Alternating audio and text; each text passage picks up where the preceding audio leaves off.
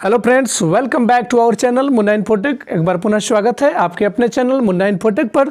जैसा कि पिछले वीडियो में हम लोगों ने जाना कि आरटीआई एक्ट क्या होता है, सूचना का अधिकार अधिनियम 2005 क्या होता है, कैसे बना और इसके अनुसार कौन कौन से लोग सूचना प्राप्त कर सकते हैं। तो आज हम लोग जानने वाले हैं कि एक सादे कागज़ पर एक शानदार एप्लीकेशन हम लोग सूचना के अधिकार के अंतर्गत लिख कर और कैसे जानकारी प्राप्त कर सकते हैं।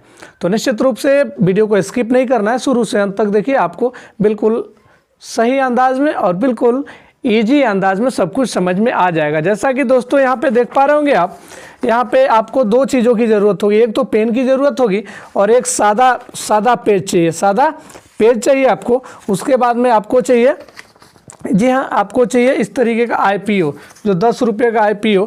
तो IPO चाहे तो आप 5-5 का 2 लगा सकते हैं, ठीक है, 5-5 का 2 लगा सकते हैं, या फिर एक 10 रुपये का IPO इंडियन पोस्टल ऑर्डर आता है, या बैंक से डिमांड ड्राफ्ट लगा के भी भेज सकते हैं, ठीक है।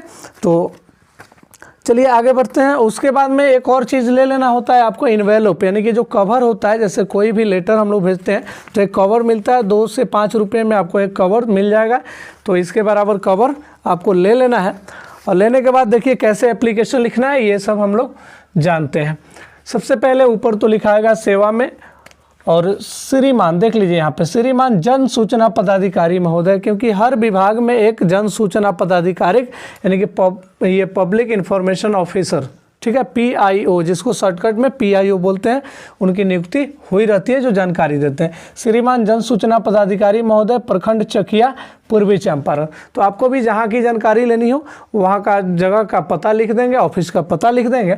उसके बाद विषय लिखेंगे, यहाँ पे देख पा रहे होंगे विषय, सूचना के अधिकार अधिनियम 2005 के तहत सूचना प्राप्त करने हेतु, सूचना के अधिकार अधिनियम 2005 के तहत सूचना प्राप्त करने हेतु लिख देंगे। उसके बाद लिखेंगे, महाशय सविनय पूर्वक कहना है कि मेरा नाम अमित कुमार, जो भी आपका नाम होगा आप लिख लीजिएगा। ये मैंने काल्पनिक नाम लिखा है, ग्राम भगवानपुर, वार्ड नंबर 10, पंचायत हरदियाबाद है।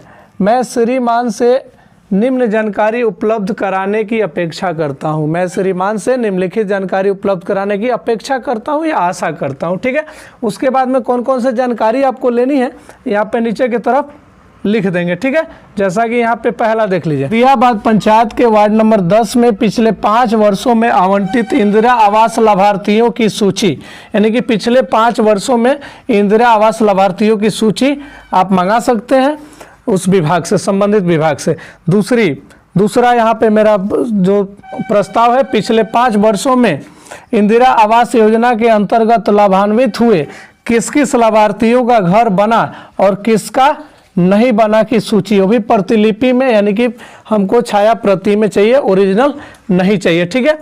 अब देख लीजिए, अगर यहाँ पे ये 2 ही प्रस्ताव है आपके, 2 ही आपको रिक्वेस्ट करना है कि दोनों की सूचना हमको दी जाए। अगर और भी लिखना है तो और भी नंबर दे के लिख सकते हैं। उसके बाद यहाँ पे लिखेंगे आपका विश्वास भाजक, इसमें नाम लिखेंगे, ग्राम लिखेंगे और पंचायत, वार्ड, यानी कि अपना पता लिख देंगे, मोबाइल नंबर भी जरूर लिख दें, ठीक है।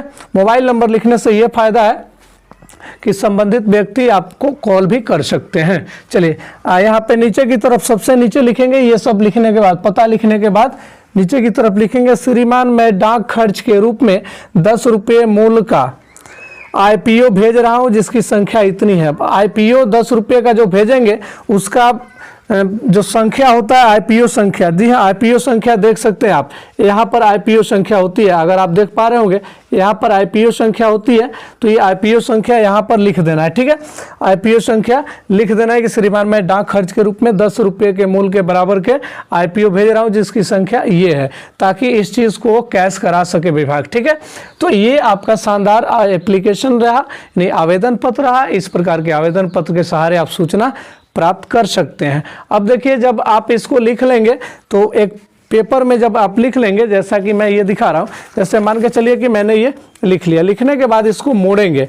मोड़ने का तरीका होता है, ठीक है, मोड़ेंगे कुछ इस तरीके से मोड़ेंगे। देख लीजिए मैंने कैसे मोड़ा है, ऐसे मोड़ के और उसी लिफाफे में लगा देंगे और ऊपर लिखेंगे 2, पहले फॉर्म लिखेंगे, फॉर्म में अपना नाम और एड्रेस लिखेंगे ऊपर में, यानी कि उस कवर के ऊपर में, इन्वेलप के ऊपर में, और फ्रॉम में अपना एड्रेस और फिर दाहिने साइड में टू में उस विभाग का एड्रेस जहाँ पे आपको भेजना है। जैसे हमको भेजना है यहाँ पर जन सूचना पदाधिकारी प्रखंड चकिया पूर्वी चंपारण बिहार, तो उसका टू में लिख देंगे और जाकर हम क्या करेंगे कि अपने डाकघर से रजिस्ट्री कर देंगे उसका, या फिर वहाँ से और भी माध्यम से हम भेज सकते हैं, तो वहाँ से आप रजिस्ट्री कर सकते हैं। ठीक है, तो ये कुल मिला के ब्यौरा रहा आपको जन सूचना अधिकारी से सूचना प्राप्त करने का। निश्चित रूप से ये आवेदन पत्र लिखने का तरीका बहुत ही सहज है, आसान है। तो आप लोग कमेंट बॉक्स में कमेंट करें कि ये आपको उपाय कैसा लगा, और आवेदन पत्र जो लिखने का तरीका मैंने बताया है इस तरीके से आप कोई भी जानकारी प्राप्त कर सकते हैं। तो अगर वीडियो बेहतर लगा हो तो इसको लाइक ज़रूर करें और कमेंट करें कि क्या कुछ इसमें और सुधार होनी चाहिए। तो मिलते हैं नेक्स्ट वीडियो में, तब तक के लिए जय हिंद।